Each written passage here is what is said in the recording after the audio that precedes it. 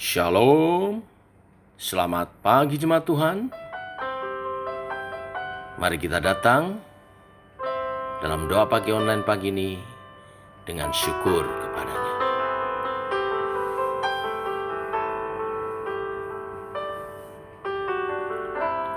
Dengan apa ku membalas kasih-Mu yang ku terima dari-Mu? Dengan apa ku membalas cinta-Mu?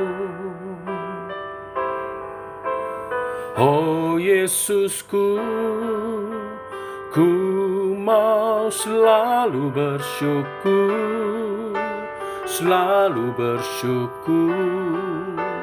Kau Tuhan yang setia, yang selalu menopang. Ku mau selalu bersyukur, selalu bersyukur. Kau Bapa-Ku yang setia.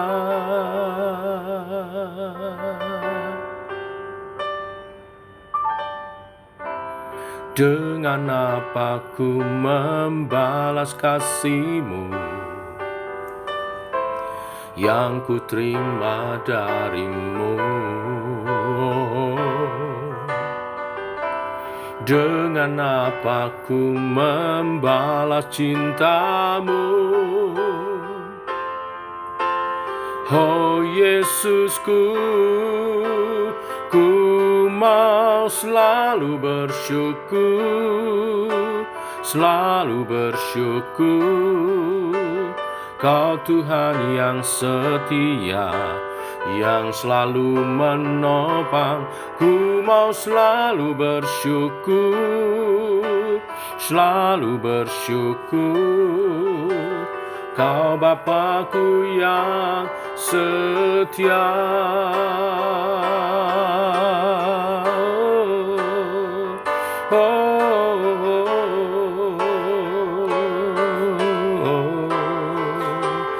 Ku mau selalu bersyukur, selalu bersyukur. Kau Tuhan yang setia, yang selalu menopang. Ku mau selalu bersyukur, selalu bersyukur. Kau Bapa-Ku yang setia. Ku mau selalu bersyukur, selalu bersyukur. Kau Bapa yang setia, yang selalu menopang. Ku mau selalu bersyukur, selalu bersyukur. Kau Bapa-Ku yang setia. Kau Bapa-Ku yang setia.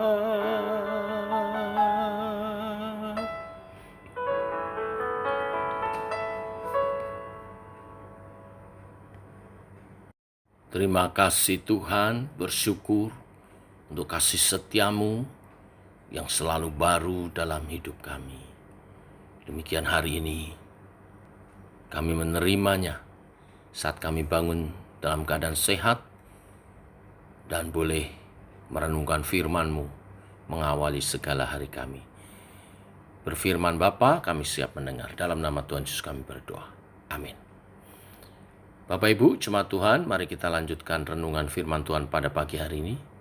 Wahyu pasal 17 ayat 1 sampai yang ke-18. Demikian firman Tuhan. Lalu datanglah seorang dari ketujuh malaikat yang membawa ketujuh cawan itu dan berkata kepadaku, "Mari ke sini, aku akan menunjukkan kepadamu putusan atas pelacur besar yang duduk di tempat yang banyak airnya. Dengan dia raja-raja di bumi telah berbuat cabul, dan penghuni-penghuni bumi telah mabuk oleh anggur percabulannya. Dalam roh aku dibawanya ke padang gurun, dan aku melihat seorang perempuan duduk di atas seekor binatang yang merah ungu, yang penuh tertulis dengan nama-nama hujat. Binatang itu mempunyai 7 kepala dan 10 tanduk. Dan perempuan itu memakai kain ungu dan kain kirmisi yang dihiasi dengan emas, permata, dan mutiara.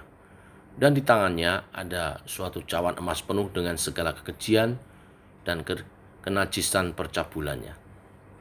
Dan pada dahinya tertulis satu nama, suatu rahasia, Babel besar, ibu dari wanita-wanita pelacur dan dari kekejian bumi.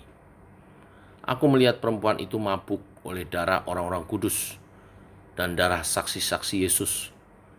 Dan ketika aku melihatnya, aku sangat heran. Lalu kata malaikat itu kepadaku, "Mengapa engkau heran? Aku akan mengatakan kepadamu rahasia perempuan itu dan rahasia binatang yang memikulnya. Binatang yang berkepala 7 dan bertanduk 10 itu. Adapun binatang yang telah kau lihat itu telah ada, namun tidak ada. Ia akan muncul dari jurang maut dan menuju kepada kebinasaan. Dan mereka yang diam di bumi, yaitu mereka yang tidak tertulis di dalam kitab kehidupan sejak dunia dijadikan, akan heran apabila mereka melihat bahwa binatang itu telah ada, namun tidak ada, dan akan muncul lagi. Yang penting di sini ialah akal yang mengandung hikmat. Ketujuh kepala itu adalah 7 gunung yang di atasnya perempuan itu duduk. Ketujuhnya adalah juga 7 raja, 5 diantaranya sudah jatuh, yang satu ada dan yang lain belum datang. Dan jika ia datang, ia akan tinggal seketika saja. Dan binatang yang pernah ada yang sekarang tidak ada itu, ia sendiri adalah raja ke-8.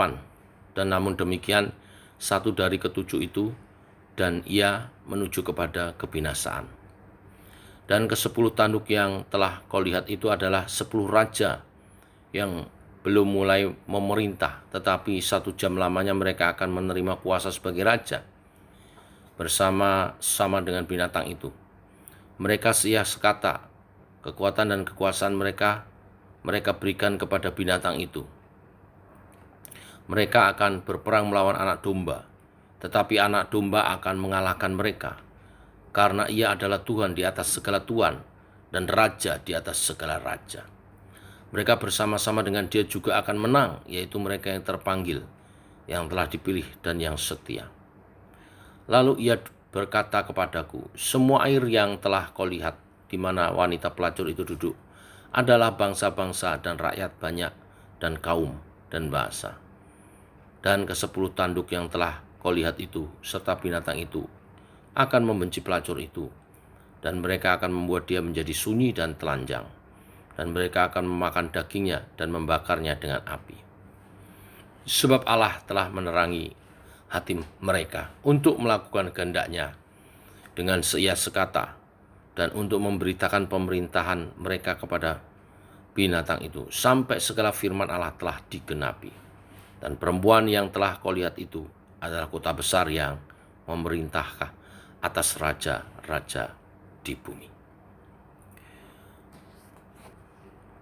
Banyak nubuat mengenai akhir zaman dikaitkan dengan Babel.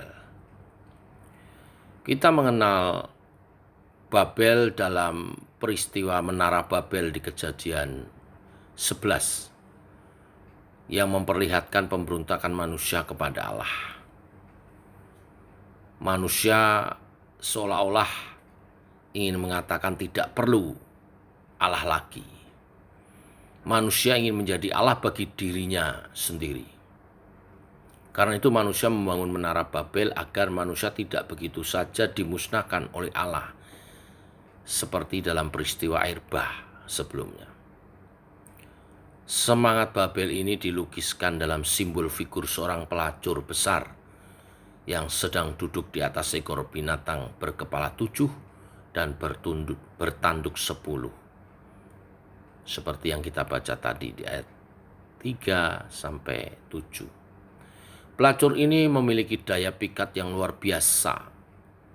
Ia menjanjikan kemakmuran, kemerdekaan, kebebasan hak asasi manusia, dan kebebasan beragama. Pelacur ini memiliki kelicikan yang mampu menawan, membuai, dan menaklukkan pikiran manusia. Dengan kepintaran berbahasanya, berkata-katanya, semua bangsa akan bertekuk lutut di hadapannya. Binatang yang dilihat dalam penglihatan Yohanes ini sama dengan yang ditulis di pasal 13, yaitu si Kristus palsu atau antikristus. Ia bisa mewujudkan apa saja, siapa saja. Namun dalam konteks gereja di abad pertama itu menunjukkan kepada kekaisaran Romawi. Kekaisaran Romawi merupakan perwujudan dari kuasa jahat yang silih berganti lahir kembali ke dunia. Mereka membius bangsa-bangsa dengan dewa-dewi mereka. Mereka melegalkan pelacuran. Mereka meracuni akal pikiran semua bangsa dengan tontonan kekerasan, kebengisan gladiator dalam Kolosium. Namun, Bapak Ibu jemaat Tuhan, pagi hari ini kita diingatkan bahwa Allah tidak lepas kendali. Sejahat dan sekejam apapun kuasa si jahat, Allah tidak lepas kendali. Dikatakan di ayat 14, mereka akan berperang melawan anak domba, tetapi anak domba akan mengalahkan mereka. Karena ia adalah Tuhan di atas segala Tuhan dan Raja di atas segala Raja. Itulah pertempuran Harmagedon, pertempuran besar terakhir yang diadakan dalam sejarah dunia. Dalam pertempuran ini umat manusia diatur dalam barisan di satu sisi atau sisi yang lain. Ia akan menjadi perjuangan terakhir antikristus melawan pasukan Kristus. Tetapi ini akan menjadi perjuangan terakhir antikristus karena akan dikalahkan oleh Kristus dan pasukannya, orang-orang kudus. Tuhan Yesus bersama orang-orang kudusnya datang dari awan-awan dengan segala kemuliaannya, lalu mengalahkan antikristus serta semua nabi palsunya.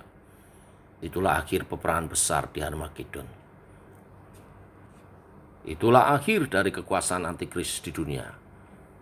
Setelah itu, Yesus akan mendirikan kerajaan 1000 tahun damai di muka bumi ini. Kerajaan milenium. Di mana kita akan memerintah bersama dengan Kristus. Kita menjadi raja-raja dan Kristus Raja di atas segala raja. Inilah berita firman hari ini. Kekuatan sebesar apapun di dunia ini, tidak ada yang bisa mengalahkan kekuatan dari Tuhan Yesus Kristus. Banyak penduduk dunia ketakutan dengan kekuatan-kekuatan yang ada di dunia ini. Tetapi pagi hari ini kita semua diingatkan, kita harus lebih takut lagi akan Tuhan dengan kekuatan dan kemahakuasaannya. Mari hidup dengan rasa hormat yang tinggi kepada Tuhan. Mari kita senantiasa menjaga kekudusan kita, sehingga kita berkenan kepada Tuhan dan menjadi pelaku-pelaku firman-Nya sebagai garam dan terang dunia. Tuhan memberkati. Mari kita berdoa. Bapa, kami mengucap syukur oleh kasih dan anugerah-Mu. Pagi hari ini kembali kami diberkati dengan kebenaran firman-Mu yang meneguhkan kepada kami. Ada banyak kuasa-kuasa di dunia ini, dan pada puncaknya ada antikris akan menyatakan kuasanya. Tapi di atas segala yang berkuasa di bumi ini, Tuhan Yesus lebih berkuasa. Engkau akan menaklukkan penguasa-penguasa itu di bawah kaki-Mu. Kami harus menyembah Tuhan dengan benar, hidup dalam penghormatan kepada Tuhan sebagai penguasa tertinggi alam semesta.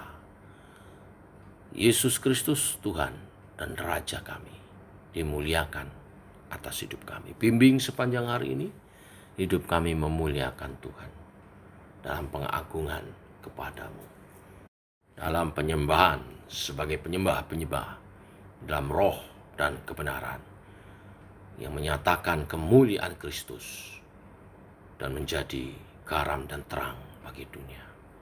Kesempatan yang baik kami bawa dalam doa,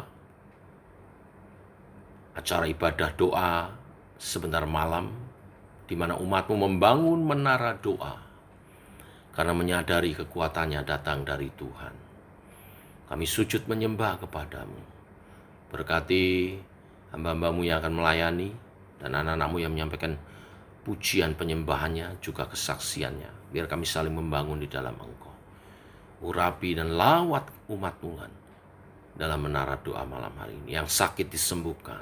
Tuhan mendengar doa-doa lebih daripada yang kami doakan. Tuhan menjawab doa-doa lebih dari yang kami harapkan. Dan semua itu menjadi kemuliaan dan kesaksian bagi namamu. Terpuji namamu Tuhan, dimuliakan atas kehidupan umat. Dalam nama Tuhan Yesus kami berdoa, kami bersyukur. Amin. Demikian saudara doa pagi kita. Selamat pagi, selamat berjalan bersama dengan Tuhan. Jangan lupa nanti malam kita bangun bersama menara doa. Sampai berjumpa. Tuhan memberkati. Shalom.